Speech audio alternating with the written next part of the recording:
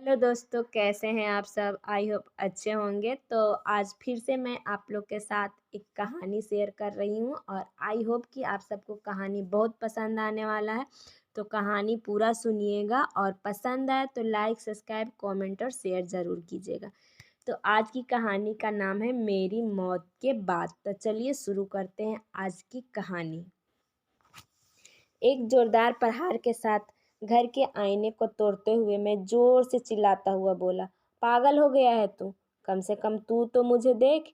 एक आईना ही तो होता है जो कभी झूठ नहीं बोलता। और तेरे भी नखरे हो रहे हैं। पूजा भागते हुए आई और टूटे हुए शीशे को हैरानी से देखते हुए मम्मी को आवाज लगाते हुए बोली, माँ, कोई भी नहीं है कमरे में और ये शीशा पता नहीं कैसे टूट गया। बिल्ली होगी, कोई बेड के नीचे छिप गई होगी, ध्यान से देख, मम्मी ने अंदर से आवाज दी। पूजा ने बिल्ली का नाम सुना तो ऐसे डर के भागी कि मुझको हंसी ही आने लगी। मैं उसके पीछे भागते हुए गया। अरे नहीं है बिल्ली, कहाँ भाग रही है? पूजा भागते भागते रुक गई और अजीब सहूलियत के साथ पीछे मुड़कर देखा, जैसे सब कुछ सुन लिया होगा। मैं खुश हो गया। मुझे लगा कोई तो मुझे सुन पा रहा है। पूजा, मैं हूँ तुम्हारा ध्रुव। हाँ पूजा, मैं तुम्हारा ध्रुव, कहते हुए मैं पूजा के तरफ गया। पूजा मेरे लिए नहीं रुकी थी। दरवाजे पर उसकी चुनरी फंस गई थी। वे अब वापस दरवाजे के पास आने में आलस करते हुए कुंडे में फंसे दुपट्टे को दूर से ही झटका देकर निकालने की कोशिश करने लगी। मैंने दरवाजे के पास जाकर धीरे से उस दुपट्टे को दरवाजे से निकाला और धीरे धीरे उसके पास ले जाने लगा, लेकिन उसने मेरे पास पहुंचने के इंतजार किए बिना किचन के तरफ दौड़ लगा दी। मैं भी दुपट्टा के दूसरा छोर पकड़े उसके पीछे पीछे भागने लगा। पूजा और उसकी लहराती चुनरी किचन में माँ के पास पहुंची। तेज भागने की वजह से किचन में भी ब्रेक नहीं लगा और माँ से जा टकराई। मैं अपना माथा ठोका। अब तो खाएगी ये डांट। बावली लड़की है ये। भला बिल्ली से इतना कौन डरता है? क्या हो गया तुझे? क्यों भाग रही हो? बिल्ली ही होगी, कोई बाघ तो नहीं है, माँ ने कहा और अपनी बहू को संभालते हुए हंसने लगी। फिर शीशा टूट गया है, पता नहीं कैसे। जरूर थोड़ी बिल्ली ही होगी, पूजा बोली। तू फौजी की बीवी होकर इतनी डरपोक क्यों है? छिपकली, कॉकरोच और चूहे तो जैसे कोई आतंकवादी है तेरे लिए, और करतूस लेकर तेरे पीछे भाग रहे होंगे। हा हा हा हा। आज आएगा ध्रुव तो बोल देना कि पहले घर के आतंकवादी को सफाया करो, बॉर्डर के तो करते ही रहते हो, माँ बोली।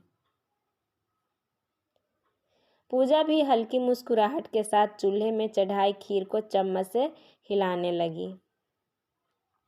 कितनी खुश है दोनों मेरे आने की, और मैं सुबह से थक गया दोनों के बताते बताते कि मैं आ गया हूँ। कब से तो आगे पीछे घूम रहा हूँ उनके, लेकिन नहीं, इनको मुझसे कोई मतलब नहीं, मेरे लिए पकवान बनाने से मतलब है। तू इसको मत हिला, जा जाकर फ़ोन कर ध्रुव को। कल रात को हुई थी बात तो बोल रहा था सुबह 8 बजे तक आ जाऊँगा। नाश्ता तैयार रखना, 8:45 बज गए हैं, माँ ने कहा। सुबह से 4 बार कॉल कर लिया फ़ोन, लेकिन वे नहीं उठा रहे हैं। मेरे तो गुड मॉर्निंग का जवाब नहीं दिया। आने दो उनको आज, मैं तो बात भी नहीं करूँगी, पूजा ने कहा। सोया होगा, गाड़ी में जाम लगा होगा, जानबूझकर थोड़ी इग्नोर करेगा। तू एक बार और फ़ोन करो जाकर, माँ ने कहा। पूजा ने फ्रिज के ऊपर से माँ का फ़ोन उठाया और मेरा नंबर डायल किया। मैं मुस्कुराते हुए सोचने लगा कि पूजा को मेरा नंबर याद रहता है। वे अपने फ़ोन से भी मुझे नंबर डायल करके फ़ोन करती है, जबकि नंबर सेव रहता है। और कॉल हिस्ट्री से और कॉल हिस्ट्री में भी पहले या दूसरे नंबर पर आता है, फिर भी आदत से मजबूर। घंटी जा रही लेकिन उठा नहीं रहे हैं। घंटी की आवाज़ सुनकर मैंने जेब को टटोला तो मेरे जेब में फ़ोन नहीं था। संदेशे आते हैं वाले गाने की सीटी मुझे इतनी पसंद थी कि मैंने रिंगटोन पर वही लगाया था। शायद मेरे फौजी होना भी एक कारण था और उस गाने से मुझे बहुत लगाव था। फ़ोन की रिंगटोन की आवाज़ गूंज रही थी। एक सुनसान जंगल में मोबाइल ज़मीन पर हल्की दूब घास की ओस की बूंदों की ओढ़े हुए वाइब्रेट कर रहा था और उसके थोड़ी दूर एक गाड़ी का एक दरवाज़ा आधा जला हुआ था और कांच के काले टुकड़े थे और पास ही एक गाड़ी के पहिए में अब तक आग लग रही थी। रिंगटोन की आवाज़ कानों में गूंज रही थी क्योंकि मैं अभी मोबाइल के पास जा चुका था। मोबाइल के पास जलती हुई गाड़ी और झाड़ियों में फंसी हुई कुछ लाशें देखकर मैं हैरान था।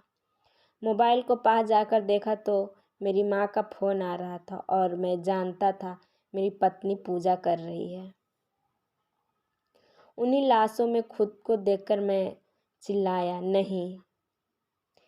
मेरी नहीं बोलने की आवाज़ पूरे इलाके में गूंजी थी, वे भी सिर्फ मेरे लिए। मैं चारों तरफ गर्दन घुमाते हुए धीरे से खुद की लाश के पास गया और उसे उठाने लगा, उसके सीने को मलने लगा ताकि श्वास वापस आ सके, लेकिन यह असंभव कार्य था। मैं हिम्मत हार चुका था। एक तरफ पूजा और माँ दोनों को मेरा इंतज़ार था, दूसरी तरफ मेरी गाड़ी का ब्लास्ट हो चुका था। मेरी तो नहीं लेकिन सरकारी गाड़ी थी जिसे मैं और मेरे 5-6 और साथी थे। शायद गाड़ी सड़क से नीचे गिर गई थी। मैं रात को उस वक्त को याद करने लगा जब हम एक साथ बॉर्डर के पास लगे कैंप से अपनी छुट्टी अप्रूव करके लौट रहे थे। सारे भाई लोग भी उतने ही खुश थे जितने हम 7 लोग जिन्हें छुट्टी मिली थी। ध्रुव प्यार, हमारा मन नहीं लगेगा तेरे बिना। रात को कंबल कुटाई किसकी करेंगे? राहुल ने शरारती अंदाज में कहा। राहुल मेरा सबसे बेस्ट फ्रेंड था और परेशान भी सबसे ज़्यादा मुझे करता था। जब वह परेशान करता था तब मुझे ऐसा लगता था जैसे वे दोस्ती के नाम पर बस मजाक उड़ाता है मेरा। मैं बहुत बार उससे हमेशा के लिए झगड़कर दोस्ती से छुट्टी लेने की सोच लेता, तंग आकर। उसकी बात बात पर छेड़ना और बाकी लोगों के साथ मेरी खिल्ली उड़ाना मुझे पसंद नहीं था। लेकिन हर मुसीबत में जब वे मेरा साथ देता था तो मुझे यकीन हो गया कि वे बस मजाक करके सबको हंसाता है, दोस्ती भी तो निभाता है। उस दिन जब 4 आतंकवादियों ने कैंप पर हमला किया तो बाकी सब लड़ते लड़ते वहाँ से निकलकर दूसरी तरफ भाग चुके थे, लेकिन राहुल तब तक दीवार लांघकर नहीं गया जब तक मैं फंसा हुआ था, जबकि वे ही सबसे फुर्तीला था। उसने पहले मुझे दीवार लंघवाया, उसके बाद खुद लंबी छलांग लगाई। उस दिन मुझे एहसास हुआ कि राहुल ही मेरा सबसे अच्छा दोस्त है। कल शाम को हंसते हंसते राहुल ने मुझे विदा किया और खिल्ली उड़ाते हुए कहा, अब तो कुछ दिन अपनी बीवी के पल्लू में बंधे रहना, जिसे परसों मैंने आई लव यू बोला था। सब लोग हैरानी से राहुल की तरफ देखने लगे। मैं हंसते हुए सारी बात बताई। मेरे फ़ोन से मैसेज भेजा था, पूजा से मेरा झगड़ा हुआ था। मैंने इसे बताया था, पता नहीं कब इसने ऐसी हरकत कर दी, कमीना है ये, दोस्त नहीं है। सब लोग हंसने लगे। हम गाड़ी से थोड़ी दूर ही गए थे कि राहुल की सैड इमोजी के साथ मैसेज आ गया, आई मिस यू यार। मैंने स्माइली फेस भेजते हुए उसका मजाक उड़ाया क्योंकि मुझे पता था वे यहाँ भी कोई गेम खेलेगा। गाड़ी निकल पड़ी पिंजौर की तरफ। पंजाब बॉर्डर से होते हुए हिमाचल की तरफ जाना था क्योंकि सब लोग को छोड़ते हुए जाना था। मैंने गाड़ी के लास्ट वाले सबसे बड़े सीट पर कब्जा किया और पेट के बल लेटकर कोहनी पर सारा भार देते हुए मोबाइल हाथ में ले लिया। पूजा को मैसेज करते हुए लिखा, अब तो खुश हो ना, मैं छुट्टी लेकर आ रहा हूँ, वो भी पूरे महीने की। साथ में मैं लास्ट सीट पर लेटे हुए एक सेल्फी ली और पूजा को सेंड कर दिया। तब भी पूजा को यकीन नहीं आया क्योंकि उसके साथ अक्सर मैं ऐसा ठिठोली करता रहता था। पुरानी फ़ोटो भेजकर ने तुरंत वीडियो कॉल कर दिया। तब मेरे पास हेडफोन नहीं था, तो मैंने फ़ोन काटते हुए पहले बैग से हेडफोन निकाला और उसके बाद दोबारा कॉल लगाया तो पूजा का मैसेज आ गया। मुझे पता है आप आ रहे हो। वीडियो कॉल कर रही थी, लेकिन अब माँ के साथ मार्केट जाने लगी। शाम को लौटूंगी। टाइम लगेगा तो कल शाम को शाम को शाम को लौटूंगी। कल तो आप आ ही जाओगे। पूजा का मैसेज देखने के बाद मैंने कॉल बैक नहीं किया। माँ को कॉल कर लिया। हेलो, प्रणाम माँ। बैठ गया तो गाड़ी में? थोड़ा ध्यान से आना, ठीक है, माँ ने कहा। लेकिन आपको कैसे? मैं कुछ कहता कि माँ दोबारा बोलने लगी। मुझे बहुत दिनों से ऐसा लग रहा था कि तेरे से मुलाकात होने वाली है, और जब बहू ने खुश होकर बताया कि ध्रुव आ रहा है तो मैं समझ गई मेरा उस दिन का सपना ज़रूर पूरा होगा। 2-4 दिन पहले ही सपने में तू आया था घर। सपने तो मुझे भी आते हैं मम्मी, लेकिन बहुत अजीब अजीब ऐसे सपने कि माँ किसी को बताऊं भी तो कैसे। अजीब तरह से शुरू होता है, अजीब तरह से ख़त्म। मैंने कहा, तू तो बचपन से अजीब सपने देखता है। तेरे सपने पर तो किताब भी लिखी जा सकती है। अभी वे सब छोड़, तू ये बता कि नाश्ता क्या करेगा कल सुबह, माँ ने कहा। ऐसा मत पूछो, आप जो पकाते हुए स्पेशल होता है, कुछ भी पका लेना। मैं 8 बजे तक पहुँच जाऊँगा। मैंने कहा, माँ का मार्केट जाना था तो जल्दी फ़ोन कट कर दिया। रास्ते में नेटवर्क प्रॉब्लम बहुत आती है। नेट भी नहीं चल रहा था। मैंने मोबाइल में गाने चलाकर सोना ही बेहतर समझा। मेरी एक और ख़ास बात थी जिसके कारण मेरा मजाक भी बनते थे। दोस्त, वे ख़ास बात ये थी कि मुझे जहाँ आंखें बंद करके 5 मिनट रह लिया वहीं नींद आ जाती थी। कभी कुर्सी में, कभी किसी पत्थर में, कभी कैंप के अंदर चटाई बिछाकर ही सो जाता था। इतनी प्यारी नींद थी, इंतज़ार करती आंख मूंदने का। गाना सुनते सुनते ही मुझे गाड़ी में नींद आ गई। उस नींद के बाद का मुझे कुछ याद नहीं। मैं घर चला गया तो मुझे कोई देख नहीं पा रहा था। मैंने घर का शीशा तक इसलिए तोड़ दिया क्योंकि उसमें मेरी परछाई भी नहीं दिख रही थी। पूजा ने भी नहीं देखा और न ही माँ ने। जब पूजा ने माँ को फ़ोन पर फ़ोन किया तो मैंने पाया कि मैं किसी जंगल में बेसुध पड़ा हूँ। फ़ोन पर फ़ोन आ रहे थे और मैं अपने चारों तरफ जल रहे गाड़ी के पुर्जों और साथियों की लाशें देख रहा था। एक अजीब सा डर मेरे मन में था, क्योंकि मुझे अभी पता लगा कि वे शीशे में मैं नहीं देखने की वजह क्या थी। पूजा ने क्यों मुझे नहीं देखा, क्यों माँ को मैं महसूस नहीं हुआ, मुझे सब मालूम हो चुका था। इस कारण था कि मैं मर चुका हूँ, लेकिन मेरी आत्मा को सिर्फ घर जाने की बेचैनी थी, इसलिए वे शरीर को छोड़कर घर चले गई। अब मैं घुटने के बल अपने गिर पड़े मोबाइल के तरफ गया। झाड़ियाँ इतनी थी कि कोई ठीक से तनकर चल भी नहीं सकता। जैसे ही मैं मोबाइल को पकड़ने लगा, मोबाइल के पास किसी का पैर नजर आया।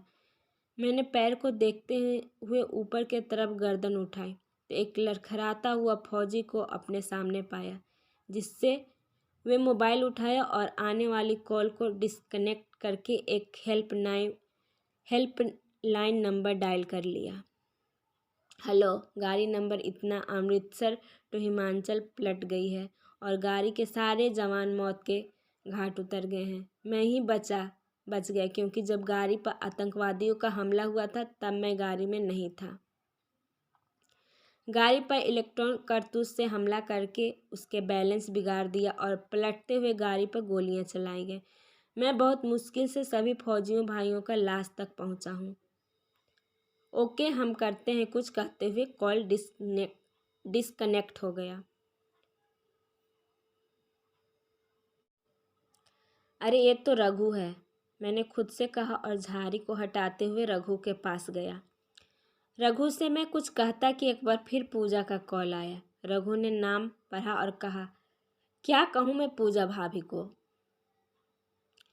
कैसे उठाऊं फ़ोन? अरे उठा लेना, प्लीज़ उठा ले और बोल दे कि ध्रुव आ रहा है। उससे बोल देना मैंने कहा ही था कि रघु भी बोल पड़ा। मुझ में नहीं हिम्मत, लेकिन ध्रुव जाएगा। ध्रुव घर तो जाएगा, वो भी पूरे शान से। तिरंगा उसका कफन होगा। तिरंगा में लिपटकर ध्रुव घर पहुंचेगा। उससे पहले पहुंच चुकी होगी उसकी कहानी। जिस तरह उसने इन 8 साल में आतंकियों का जीना हराम किया था। घुसपैठियों को उनके कैंप में घुसकर मारने का खिताब भी तो ध्रुव को हासिल है।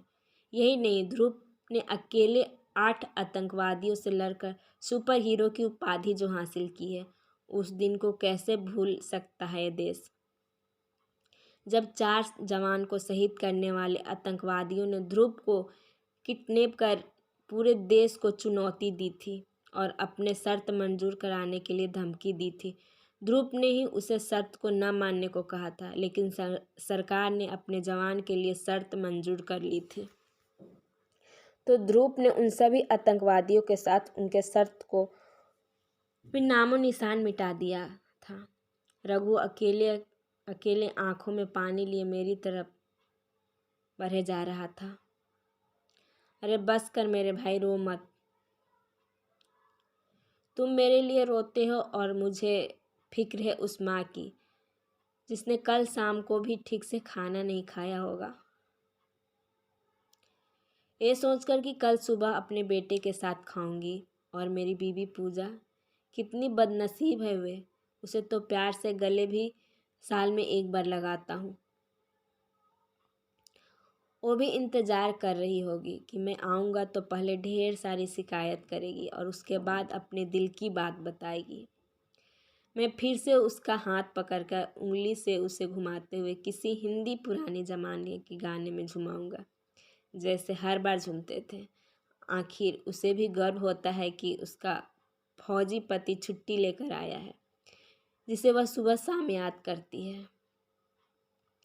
बहुत सारे अरमानों पर पानी फिर चुका था। मैं भी ठहर गया और रघु भी अभी वहीं रुका था। उसने फ़ोन तो नहीं उठाया, लेकिन अब वे अपने ही मोबाइल पर फ़ोन करने लगा, क्योंकि उसका मोबाइल खो चुका था। उसे उम्मीद थी कि यहीं कहीं गिरा होगा। सूरज की शुरुआती किरण अब झाड़ियों को छनते हुए हमारी तरफ आने लगी। झाड़ियों की ओस में भी कोहरा बनकर उड़ने लगी। रघु हमारी लाशों के पास ही बैठ गया और इंतज़ार करने लगा कि उनकी मदद के लिए टीम आए। मैं अब जान चुका था कि मैं मर गया हूँ, इसलिए अभी इन झाड़ियों से ज़्यादा ज़रूरी था घर जाकर यह देखना कहीं उन तक खबर तो नहीं पहुँच गया। घर गया तो अभी भी वहाँ कुछ नहीं पता था। वे लोग टेंशन में ज़रूर थे कि 9:15 बज गए, लेकिन मैं घर नहीं आया, न ही फ़ोन उठा रहा था। तेरे पास उनके दोस्त का नंबर होगा किसी का, फ़ोन करके पूछ, माँ ने पूजा से कहा। एक ही नंबर है राहुल का, लेकिन वे भी साथ नहीं आया। मैंने किया था उनको फ़ोन, पूजा ने कहा। एक बार और करके पूछ ले, वे ध्रुव के अलावा किसी और को फ़ोन करके पूछ लेगा, माँ बोली। माँ की जीत को देखते हुए पूजा ने फिर से राहुल को फ़ोन किया। इसी बीच राहुल को रघु से बात हो चुकी थी मेरे फ़ोन से, इसलिए राहुल सब जानता था। एक झिझक के साथ राहुल ने फ़ोन उठाया। हेलो भैया, आपकी हुई बात उनसे, पूजा ने कहा। राहुल के पास कहने की कोई शब्द नहीं थे। उसने कांपती रोती आवाज़ में कहा, भाभी आप टीवी खोल लो। कहते ही राहुल ने फ़ोन काट दिया। टीवी खोल लो सुनते ही पूजा सुन्न हो गई। एक तरफ राहुल की दर्द भरी आवाज़ और ऊपर से उसने कुछ बताया भी नहीं। पूजा की हिम्मत ही नहीं हुई टीवी खोलने की, फिर भी वे आगे गई और टीवी खोलते हुए सोफे पर बैठ गई। पूजा को शांत देखकर माँ की चीख निकल आई। सुबह सुबह शीशे को टूटना पहले ही अपशगुन हुआ था, ऊपर से उसकी दाईं आँख सुबह से फड़क रही थी, जिसे वे सिर्फ इसलिए इग्नोर कर रही थी क्योंकि हमेशा अच्छा और पॉजिटिव सोचना चाहिए। टीवी में समाचार कुछ इस प्रकार थे। सुपर हीरो ध्रुव और उनके साथी हुए आतंकवादियों के धोखे के शिकार। कुछ दिन पहले ध्रुव के दिखाए कारनामे से डरे हुए आतंकवादियों ने रात के अंधेरे का फायदा उठाकर किया पलटवार। देश को फिर से हुआ 6 जवानों को खोने का नुकसान। फिर से भारत माता के 6 पुत्र अब हमेशा के लिए सो गए अपनी माँ के गोद में। 6 शहीद जवानों को पूरा देश देगी भावभीनी श्रद्धांजलि। शहीद जवान ध्रुव की जगह उनकी मां निर्जला देवी को किया जाएगा सम्मानित। समाचार देखते देखते पूजा बेहोश हो गई और माँ भी आंखों से आंसू बहाते हुए टीवी पर नजर गड़ा। ना कुछ देख रही थी ना कुछ सुन रही थी, क्योंकि जो उसने सुना था उसके अलावा उसके सुनने लायक कोई बात नहीं थी अब इस दुनिया में। समाचार के शौकीन पड़ोसी लोग भी खबर सुनकर हमारे घर आने लगे। एक गाड़ी की हॉर्न देकर लगातार चल रही थी और एक मोबाइल जो बार बार रिंग हो रहा था। बस की सीट के नीचे की तरफ लटका हेडफोन और बैग के ऊपर रखा हुआ सिर, सब बस स्लो मोशन चलने से उत्पन्न कंपन से कांप रहे थे और पसीने से भरा हुआ ध्रुव की आंखों में आंसू बहा रहा था। फिर अचानक एक तेज ब्रेक से ध्रुव सीट के नीचे फिसल गया और बेइज्जती के डर से एकदम उठा और देखने लगा किसी ने उसे गिरते हुए देखा तो नहीं, वरना फिर से खिल्ली उड़ाने लगेंगे। शुक्र है सब मजे में सो रहे थे, बस ड्राइवर जागा हुआ था। खिड़की से बाहर झांकते हुए उबासी लेकर ध्रुव झट से बैठ गया। हे प्रभु, ये सुपर हीरो बनने के सपने क्यों इतने तंग करते हैं मुझे। अपने फौजी साथी तो मुझे पेल के रखते हैं, फिर इतने सारे आतंकवादियों को उनके कैंप में जाकर कैसे मारा मैंने, और मैं खुद भी तो मरा बेकार। आज वाला सपना तो बिल्कुल ही बेकार था। कहते हुए ध्रुव हेडफोन कान में डालते हुए पूजा को फोन किया। हेलो, उठ गई तो उठ गई या सोई हो अभी? नींद ही किसे आई है पता नहीं, जब आपको आना होता है तो नींद कहाँ गायब हो जाती है, पूजा ने कहा। अरे लेकिन अभी तो सुबह के 5 बज रहे हैं, पूरे 3 घंटे हैं मेरे आने में। बस की रफ्तार जैसे ही उस हिसाब से 4 भी लग सकता है, ध्रुव ने कहा। आपके लिए नाश्ता भी तो पकाना है, मम्मी तो सुबह से ही किचन में खटपट करने लगी हैं, शायद कुछ स्पेशल बनाएंगी आज, पूजा ने कहा। चलो आराम से बनाओ, मैं भी आराम से आ रहा हूँ। और हाँ, घर आकर तुझे अपना आज वाला सपना बताऊंगा। आज का सपना मेरा इतना खतरनाक था कि जब उठा तो पूरी आंखें भीग गई थी, ध्रुव ने कहा। ऐसा भी क्या देख लिया? चलो घर आकर बताना, मैं भी कुछ काम कर लेती हूँ, पूजा ने कहा। ओके बाय, ध्रुव ने कहा और फोन काट के आंखें बंद कर ली। बाकी सारे साथी सोए हुए थे, अब ध्रुव की नींद नहीं आ रही थी। वे उस अजीब सपने के बारे में सोच रहा था। माँ सही कहती है, मेरे सपनों पर बुक लिखी जा सकती है। एक बार फौजी से रिटायर हो जाऊं फिर लिखूंगा अपने सारे सपने को, कहते हुए ध्रुव सोने की कोशिश करने लगा। बस के झटके और सफ़र साथ में फिर एक नया सपना। ध्रुव की लाइफ तो नींद और सपने में ही उलझ गई थी।